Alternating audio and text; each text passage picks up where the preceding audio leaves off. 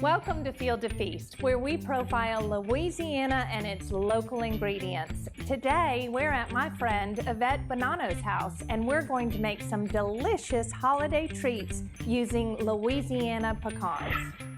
Field to Feast with Jennifer Finley is brought to you by the Louisiana Crawfish Promotion and Research Board, Louisiana Crawfish, ask before you eat, and by the Louisiana Beef Industry Council, beef, it's what's for dinner, and by the Louisiana Rice Promotion Board, think rice.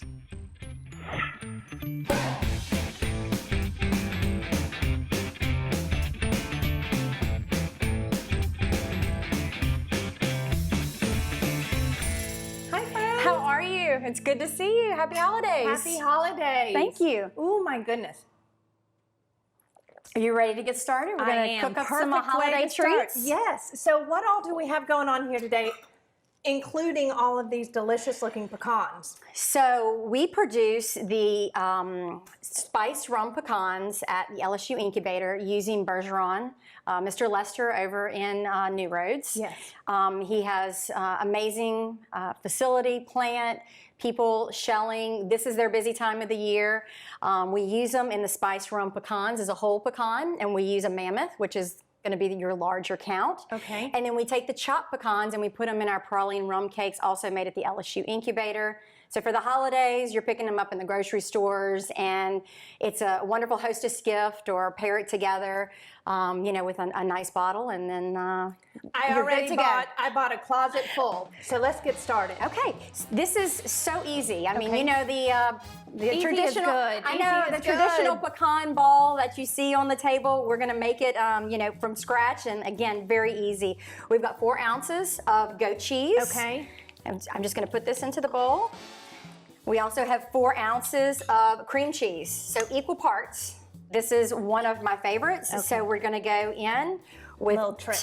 2 ounces on the fig preserve. Okay, so 4, 4, and 2. 4, so 4, and 2. far, this is working for me. I know, and then all we're going to do is take a little bit of kosher salt, and Okay. we're going to just season it lightly. Okay. So it's probably less than 1/8 of a teaspoon. So now we're just going to do is we're going to combine these together. A little rough chop. Well, I can see how this is a crowd pleaser and an easy favorite. And so I'm going to... Ooh, there's that heat. Yes. It's, I mean, So what is, that's the cayenne? That's the cayenne pepper. It's an organic cayenne that we use. And then I'm just going to put them right in. How long have you been doing this? So grew up in the restaurant business, and then continued on after. I had a catering company here in Baton Rouge and 2 small cafes.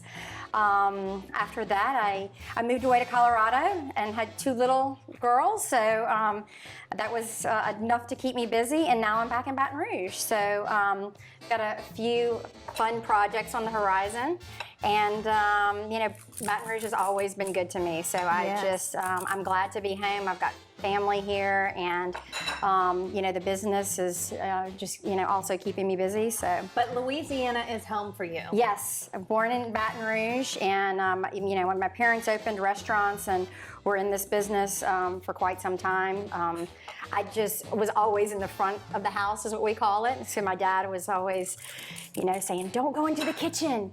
That it's not the place for you." And we opened up another restaurant in 1995, and then I fell in love with the food aspect of it. Yeah. And I've never left the kitchen. So I feel very fortunate to love what I do. All right, Jen, so what we like to do is you can either chill your stuffing and prepare it the night before. Okay. And then roll them while they're, you have a little bit more stability. Or what I'm going to do now is put these in the fridge just to firm them up a little bit. And we'll get a taste in just a few months. These look absolutely delicious. I'm so excited to try them. Stay with us because we're going to chill these up, and next up we're going to make a kale and Brussels sprout salad and some sweet potatoes using Louisiana pecans.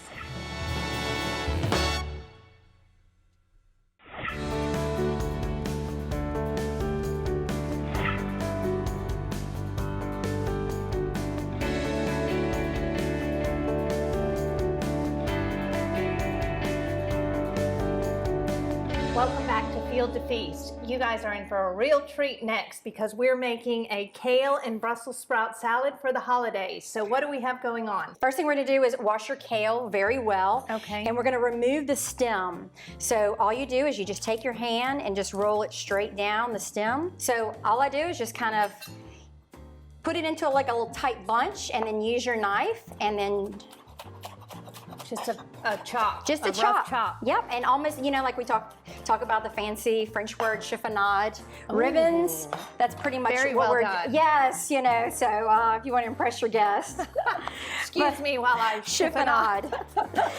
And you know, go as slow as or as comfortable as you feel with your knife. So now we're going to turn our attention to the Brussels sprouts. Okay. I mean, I'm seeing them on the long stalks, which Yes. are absolutely gorgeous. So you're going to take it off. This is where the root stem is. Okay. We're just going to remove that. And then always just be cognizant or just careful with your knife. So I wouldn't want to start cutting it while it's rolling. So simply cut it in half. And give it that flat Yes. edge. And then Yeah. that way you can just run your knife straight down.